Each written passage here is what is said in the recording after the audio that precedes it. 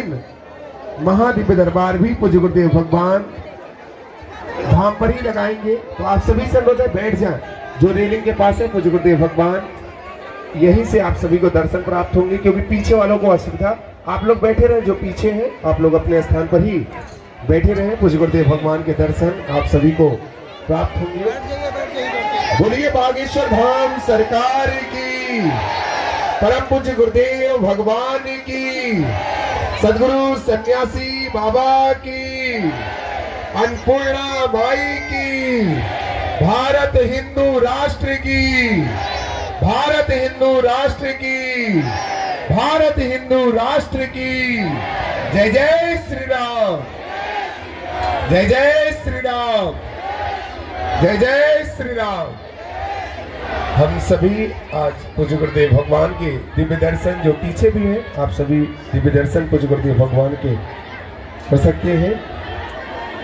जय श्री राम। आप सभी से अनुरोध है कि आप सभी अपने स्थान पर विराजमान हो जाएं। जो आगे हैं आप लोग पहले बैठ जाएं, क्योंकि पीछे वालों को असुविधा होती है। बैठ जाएं। आप सभी से अनुरोध है, कृपया बैठ जाएं। सभी लोगों से हाथ जोड़ करके प्रार्थना है, कृपया आप सभी अपने स्थान पर विराजमान हो जाएं, ताकि सभी को पूज्य गुरुदेव भगवान के दिव्य दर्शन प्राप्त हो सके। चाहते हैं कोई तुम्हारी मजाक ना बनावे, हम चाहते हैं तुम गुरुओं के चक्कर में ना पड़ो, हम चाहते हैं तुम सदा सदा के लिए हनुमान जी के चक्कर में पड़ो।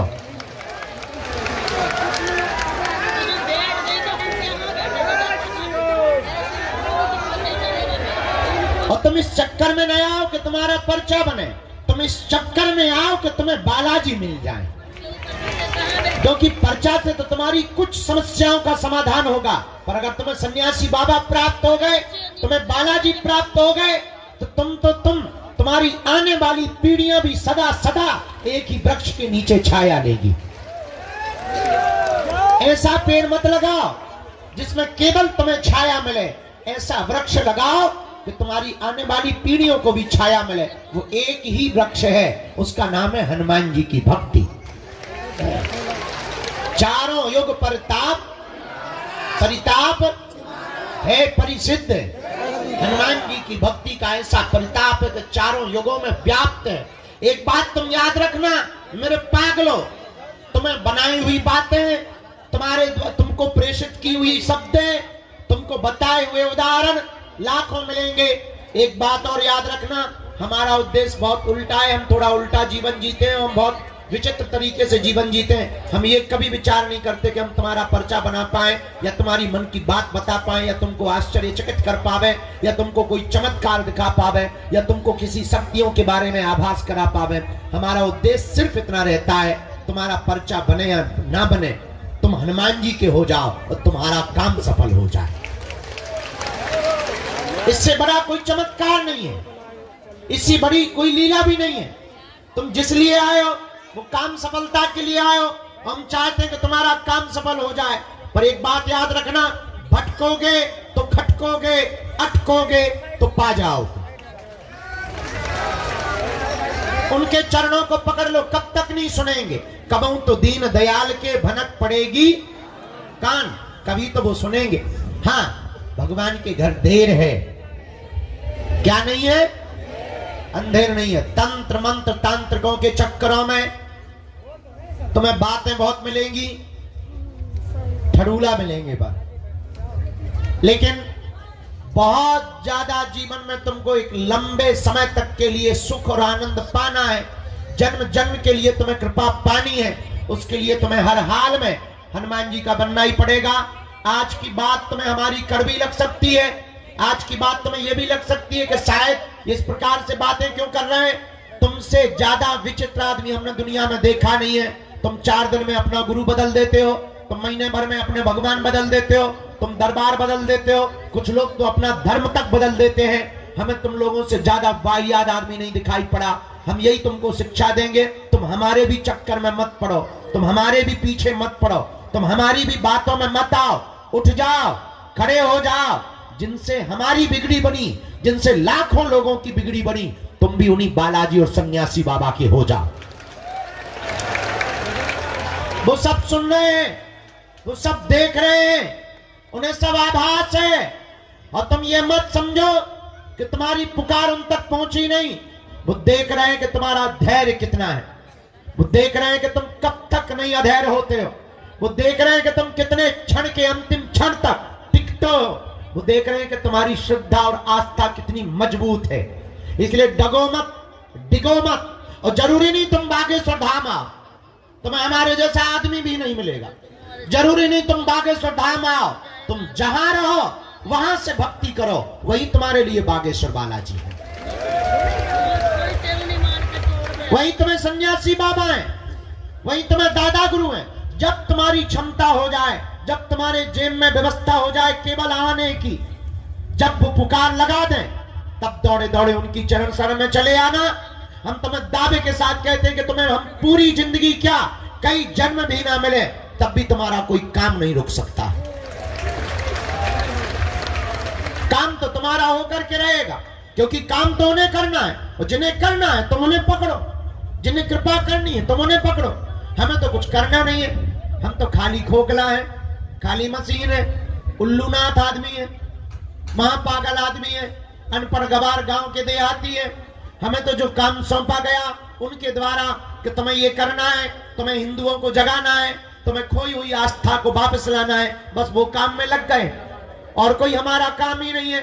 हमारा काम केवल तुम्हें हनुमान जी से जोड़ना है, बाकी का काम उनका। एक बात और हम तुम्हें बता दें, अगर वो काम सफल नहीं करेंगे तो नाक हमारी नहीं कटनी, उनकी कटनी है। हमसे ज्यादा अपनी नाक की चिंता उन्हें है, क्योंकि बड़ी नाक वाले वो है, हम नहीं है। हमारी कोई नाक क्या है, हमें अपनी औकात पता है कि क्या थी और क्या है। हम अपनी औकात को बहुत अच्छे तरीके से जानते हैं। तो जो भी कृपा कर रहे, जो भी नाम है, वो हनुमान जी का है। तुम चिंता मत करो, तुम्हारे काम की चिंता, तुम्हारी सफलता की चिंता, तुम पर कृपा करने की चिंता तुमसे ज्यादा बालाजी को है, क्योंकि उन्हें अपने नाम की पड़ी है। इनके घर देर है, क्या नहीं है? जोर से बोला। इसलिए किसके चरण पकड़ना है? बालाजी के। जोर से बोला। बालाजी के। एक बात से तुम्हें बात समझ में आ जाएगी। बहुत से लोग कहते कि हम पर भगवान की कृपा क्यों नहीं होती। जरा माइक तेज करो। एक बात से बात समझ आ जाएगी। एक छोटा सा उदाहरण हम तुमको देते हैं। किसी गांव में एक आदमी रहता था, जोरू का गुलाम, लुगाई का गुलाम। होते भी हैं, ऐसी कोई बड़ी बात नहीं है। वो लुगाई का बहुत आज्ञाकारी था, जैसे कई चेले होते ना गुरु का आज्ञाकारी। लुगाई का बहुत आज्ञाकारी पति था। किसी गांव में रहता था। बरसात का मौसम आया तो वो मार्केट जा रहा था। तो पत्नी ने पूछा कि कहाँ जा रहे हो? उसने कहा कि मैं मार्केट जा रहा हूँ। पत्नी ने कहा सुनो, बरसात आ गई है, छाता की जरूरत पड़ेगी, एक तुम छाता खरीद लाओ। पति ने कहा कौन सी बड़ी बात, मैं जाके ले आता हूं, चूंकि आज्ञाकारी था। पर पत्नी ने कहा सुनो, मार्केट में सब ठगने वाले रहते हैं, महा ठगुआ, तो तुम जो भी छाता लेना आधी कीमत पर लेके आना। अगर वो 20 बताएं तो तुम 10 में लाना, और 10 ही बोलना, क्योंकि वो हमेशा डबल बोलते हैं, दुगुना बोलते हैं। तुम ठग मत जाना, सीधे साधे आदमी हो। और पतियों को इसी बात पे बुद्धू बनाया जाता है कि मेरा पति बड़ा सीधा है। पतियों को बुद्धू बनाने का बहुत सरल तरीका है कि पत्नियां ये भर कह दें कितने सीधे हो तुम, तो पति बुद्धू बन जाता है पूरी जिंदगी भर के लिए। और कई बार तो पति खुद बुद्धू, क्या ससुर आता है देखने के लिए, वो कहते लड़का कितना सीधा है, और बेचारा बुद्धू बन जाता है। हाँ, गाय जैसा है। गाय जैसी तो देवियां होती हैं। तो बेचारा पति बोला तुम ठीक कहती हो, मैं सीधा आदमी हूं। तो पत्नी ने कहा कि तुम छाता लेना तो जा रहे हो, पर आधे रेट में लेके आना, खबरदार। पति गया, मार्केट पहुंचा, दुकान पर तो एक छाता देखा। उसने कहा कि इसका प्राइस क्या है, इसका रुपया क्या है, इसका मूल्य क्या, खुदरा मूल्य क्या है? तो दुकानदार ने कहा कि 16 रुपया, सस्ता जमाना था, पुराना जमाना था, 16 रुपये में मिलेगा। इसने कहा कि यार बड़े मूर्ख आदमी हो, 16 रुपया तो बहुत होते हैं, हम तो 8 रुपया देंगे। चूंकि पत्नी की यही आज्ञा थी, तो हम तो 8 रुपया देंगे। दुकानदार बोला कि तुम्हारा दिमाग खराब है, 8 रुपया में तो नहीं आ पाएगा। एक काम करो, न तुम्हारी न हमारी 14 रुपया दे दो। पति बोला तब तो हम 7 देंगे। वो आदमी बोला तब तो हम 7 रुपया देंगे। दुकानदार बोला क्या खा पी के आए हो सुबह सुबह से? हम घटा रहे तो तुम भी घटा रहे, तुम्हें बढ़ाना चाहिए। चलो अब सुबह सुबह से हमारी बोनी मत खराब करो। एक काम करो, 12 रुपया आय का आय दाम लगेगा, 1 रुपया कम नहीं लगेगा, 1 पैसा नहीं कम लगेगा। बोले फिर तो हम 6 में ले। दुकानदार बोला यार भाग रहे हो, तुम्हारा दिमाग खराब है, ऐसे कोई लेता है? हमारी बोनी खराब कर रहे हो, शर्म नहीं आती तुम्हें? सुबह सुबह आ गए प्राण खाने के लिए। चलो हटाओ, 2 रुपए का हम घाटा से लेंगे, 10 रुपया में ले जाओ। बोले फिर तो हम 5 देंगे। दुकानदार को बड़ा गुस्सा चढ़ा, उसने छाता फेंक के मारा कि तू फ्री में ले जा, 5 क्यों देता है, फ्री में ले जा। तो ये बोला फिर तो हम 2 लेंगे। अब पूरे दिन दुकानों पे घूमता रहा, एक छोटी सी वस्तु छाता नहीं उसने ली, ले ही नहीं पाया, मिली ही नहीं। पता है क्यों?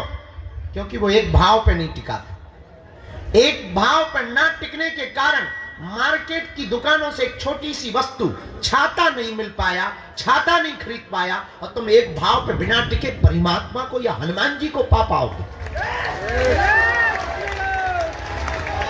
जब छाता तुम्हें एक भाव पर टिके बिना नहीं मिल सकता है, तो क्या ये परमात्मा तुम्हें एक भाव पे बिना टिके मिलेगा?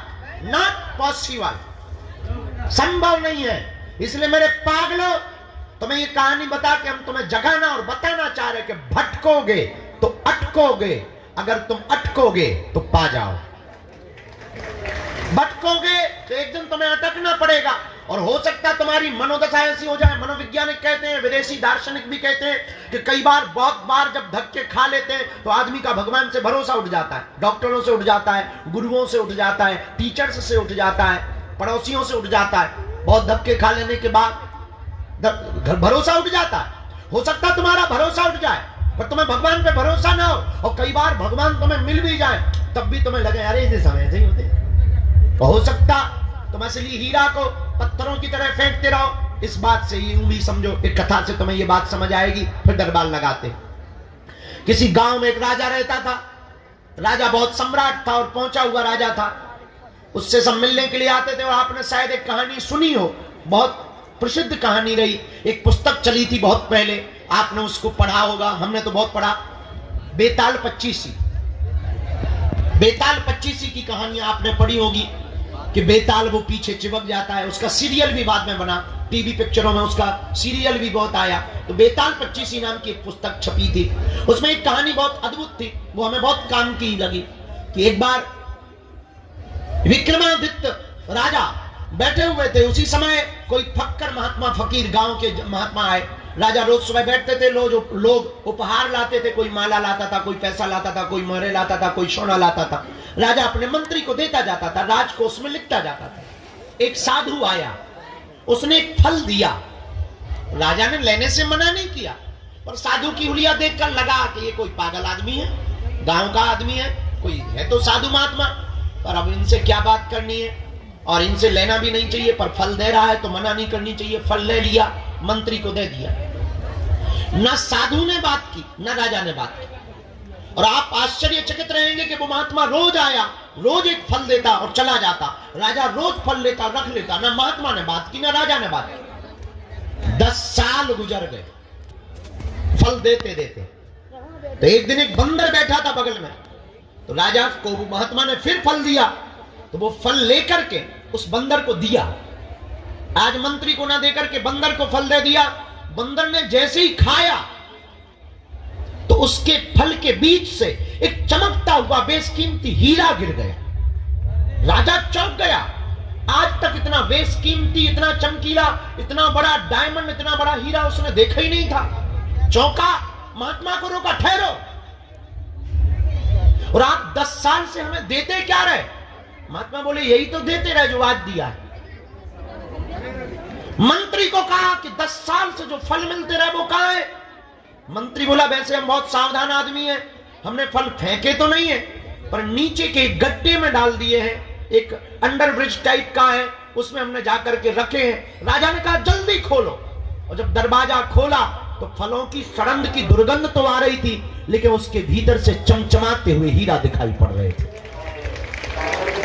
ये कहानी शायद तुम्हें समझ में नहीं आएगी, पर थोड़े से समझने से तुम्हें समझ में आ जाएगी कि वो राजा साधारण फल समझ के फेंकता रहा, तो बेशकीमती हीरा को फेंकता रहा, ना पहचान पाया। अगर वो पहले दिन ही पहचान लेता, शायद कुछ और बड़ा पा जाता, शायद कुछ और जान लेता, शायद गुरु की कृपा और पहले पा लेता। पर कई बार हम लोग जानबूझ करके एक भूल कर बैठते हैं, असली हीरा को फेंक देते हैं और कई बार नकली पत्थर को हीरा समझ लेते हैं।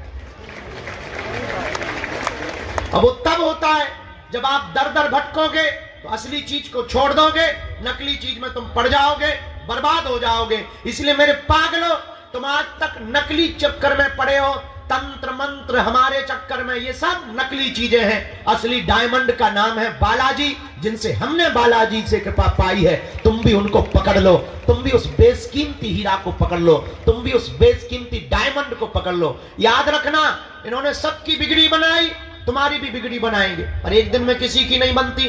हमें भी 12-12 साल तक माथा रगड़ना पड़ा, हमको भी धक्के खाने पड़े, गालियां खानी पड़ी, सेवा करनी पड़ी, रातों भर जगना पड़ा, दिनों भर मंत्र जाप करने पड़े, दिनों गुरुओं के पास जाना पड़ा, गुरु की सेवा करनी पड़ी, सन्यासी बाबा की उपासनाएं करनी पड़ी, तब जाकर के छोटी मोटी सी किरण, छोटी मोटी सी जुगनू, छोटी मोटी सी आशीर्वाद, छोटा मोटा से चरणों का प्रसाद मिल पाया।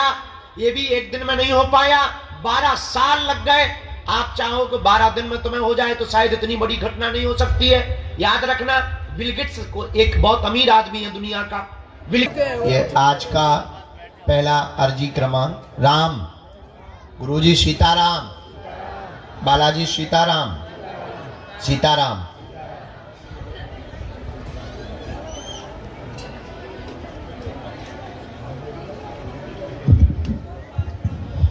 बाएं हाथ में राहुल जी विराजमान है। दरबार में पहली अर्जी स्वीकार हुई, राहुल जी विराजमान है। बाएं हाथ में कोने पर आपकी अर्जी स्वीकार हो गई है।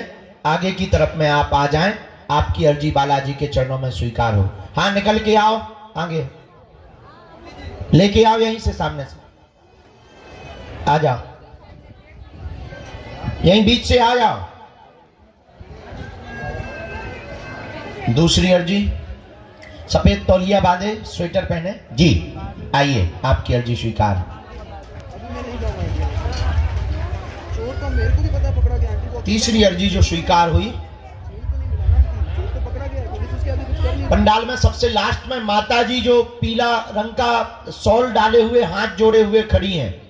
हाँ हाँ, आ जाओ माता जी, तुम्हारी अर्जी स्वीकार हो गई है। यहीं से आ जाओ, चलिए आओ सीधी। रामचंद्र भगवान की। वो जो माता जी पीला शॉल डाले हुए चली आ रही है, एकदम सामने से, हाथ में पॉलीथिन लिए, उनको चलिए आओ, थोड़ा जल्दी चलिए आओ माता। राम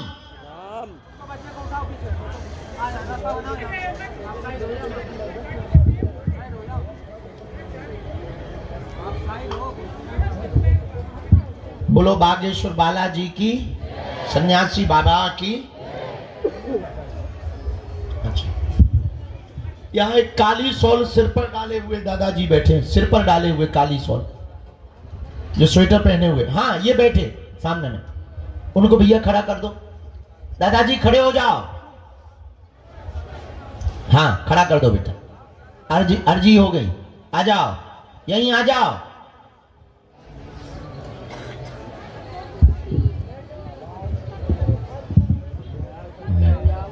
यहाँ नेपाल वाले बैठे भैया, बाएं हाथ, पधारो,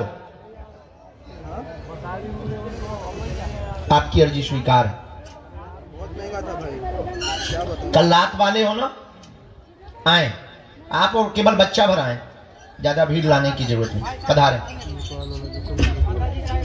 राम कहो, सीताराम, गुरुजी सीताराम। मनी मन में सब लोग जप करो, बालाजी से प्रार्थना करो, अर्जी स्वीकार हो।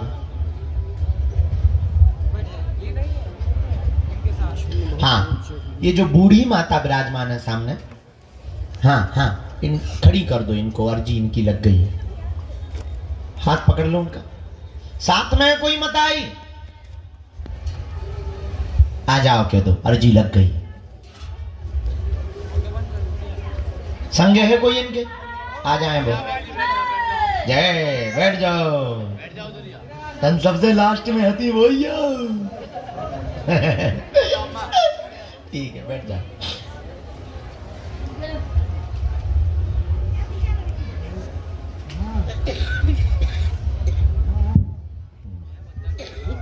बिटिया आजा, हाथ में टिफिन प्रसाद का लिए हुए, बहुत देर से मनी मन में गाली बक रही। आजा जगत जननी।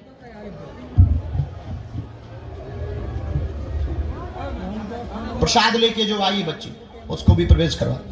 राम, गुरुजी सीताराम।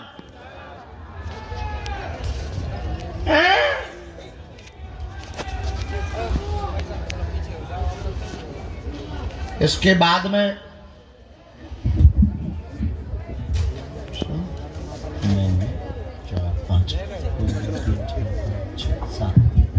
जो माता जी जो सीढ़ियों के पास में चश्मा लगाए हुए बैठी हैं, आ जाएं।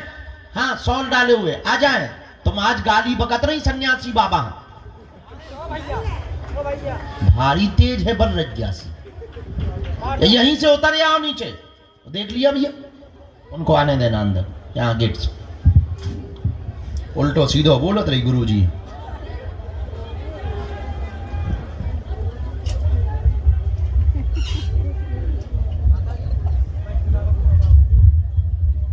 साथ में है कोई, बुला लीजिए।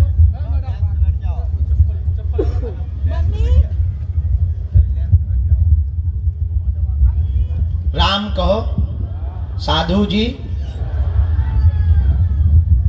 गेट के सामने राजस्थान वाली माता जी, आप हाँ खड़ी हो जाएं, आपकी अर्जी स्वीकार हो गई। राम, गुरुजी सीताराम, बालाजी सीताराम।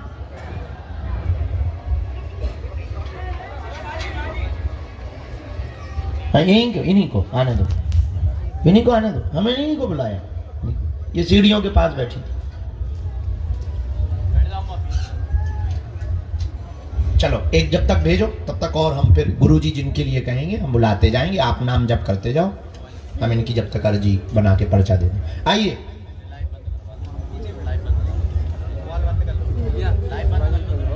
कहाँ से आना होगा?